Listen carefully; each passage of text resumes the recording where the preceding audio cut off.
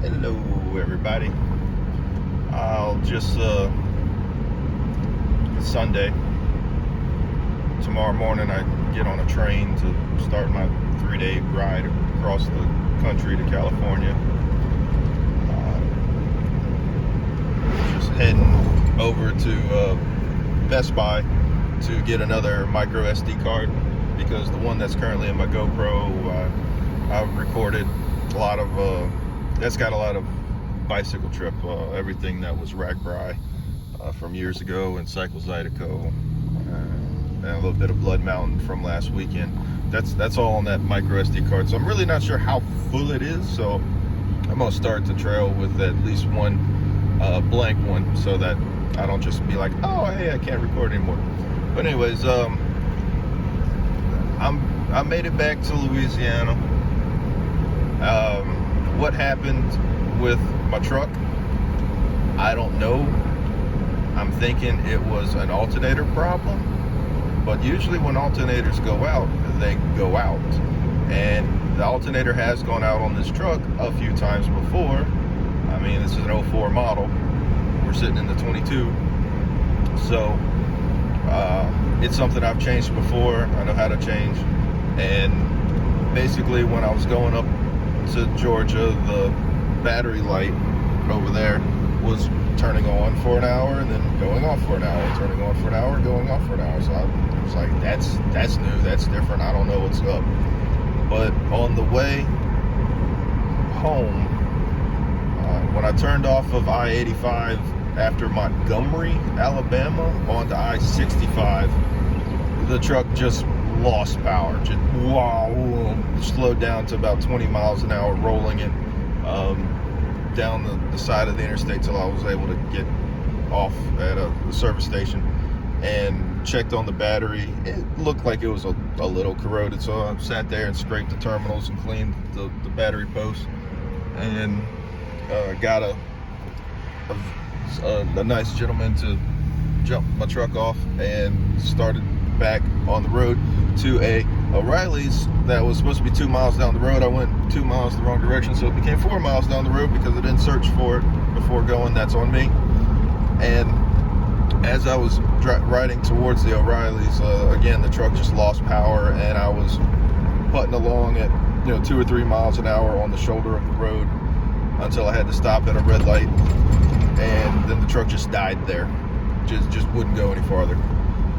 So I asked somebody at the intersection if there was an O'Reilly's close, and it was just like 2 city blocks down. So I went there and bought another truck battery for this truck, $211, and walked it down those 2 city blocks to put it in the truck. I got in the truck, it was kind of funny.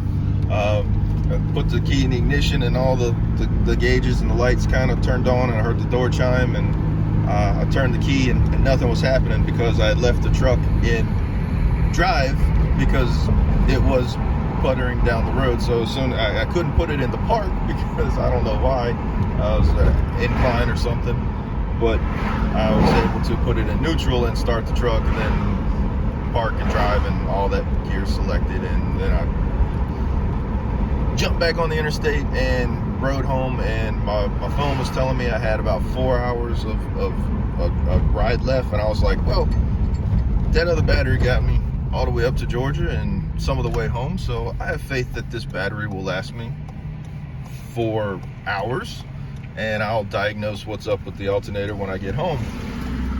And I didn't use my blinkers, I didn't use my headlights, I kept the radio off, and I wasn't pulling anything off that battery, and I got through Alabama, through Mississippi, into Louisiana, and about 10 minutes from home, the truck just, again, lost power. I was on I-12, almost approaching the Robert exit, and the truck just lost power and pulled off to the shoulder.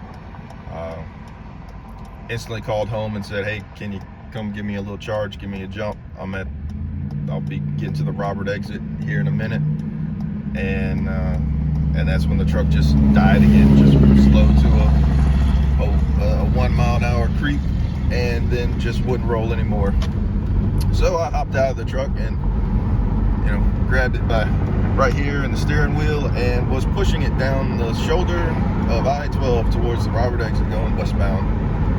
And I did that for about 10-15 minutes before the sun finally went down, and I said, okay, I'm either going to kill myself or get run over by the I-12 traffic.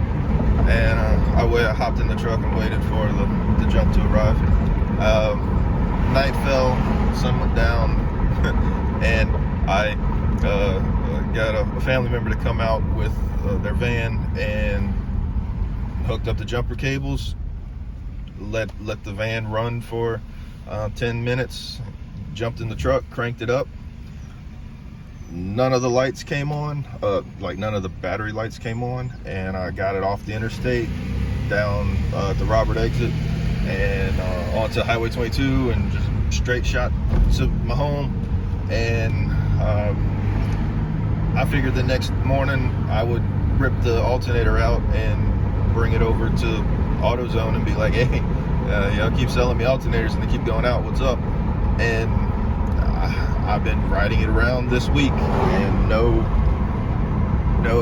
caution lights or anything have come on. So I mean, even my check engine light's not on right now.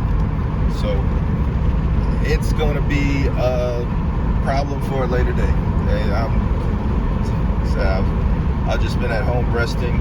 I just pretty much marathon all of Manny on the Trails PCT videos last night and today. He's a great guy. I'd love to meet him personally. Just his attitude towards everything. But he's so far up on the PCT, I'll never catch him, even with my plans for late night and early morning hiking. Yeah, but other than that, I found the itty bitty little tent that I purchased in Hot Springs on AAT back in 2017.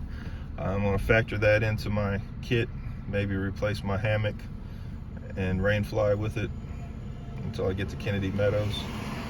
But I'm still not sure. I'm going to get home and get the clothes out the laundry and pack up things 17 different ways and unpack them and pack them again and see exactly which water bottles and water bladders I'm bringing with me. So yeah, that's today. I really want to get some sleep tonight. I hope I'm not just up, you know, anxious and crazy about getting to the train station tomorrow morning. But it is what it is, right? And I'll keep y'all posted on the train ride. It's going to be 3 days of that.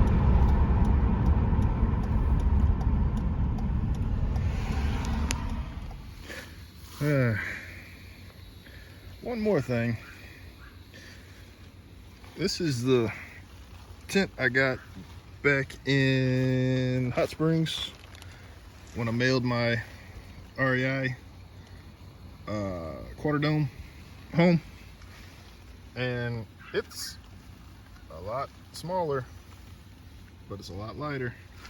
It operates with the 2 trekking poles and 2 stakes on the feet, 1 stake on the head, and then 1 stake on either vestibule.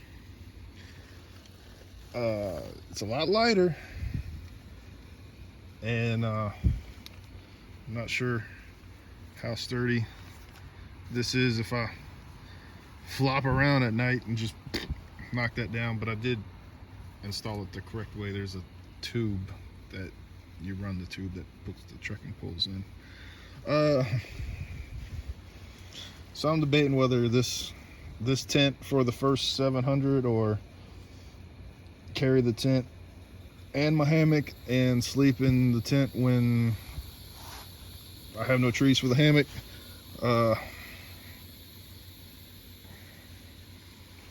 Mosquitoes are out here lighting me up. But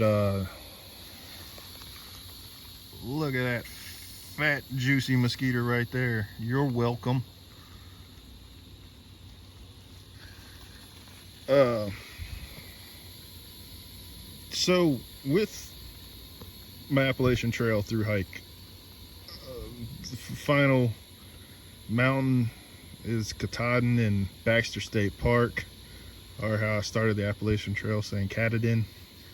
I thought of Target Katahdin pretty much like a week before I went on the trail, and had a friend make some vinyl decals for it, and that's what I was going to have for my trail. Now, what do you do for the PCT? I mean, Target Canada doesn't just, it just doesn't sound right. Like, I don't want to target entire nation, country, or whatever. And Canada's a big place, you know, so Target Canada border. Or if I really want to mess with Trey, I'll say Target, I don't know, Canada. Yeah, that's what it'll be. Target Canada. Canada. All right. And I don't know.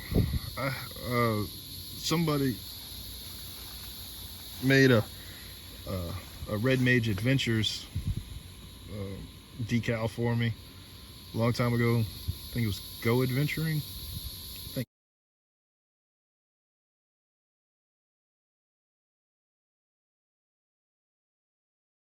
that's what it was. Sorry if it wasn't. Maybe I'll use that as my splash screen for now. But I don't know, just trying to figure out what to do for a slogan for this thing.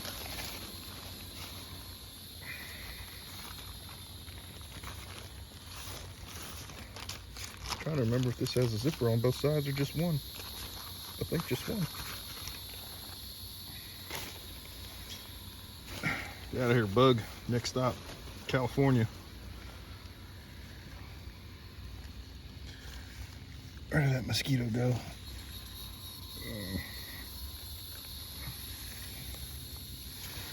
But anyways, still got to get a haircut this evening and get all this packed. I'm just making sure that I still knew how to put this tent up, and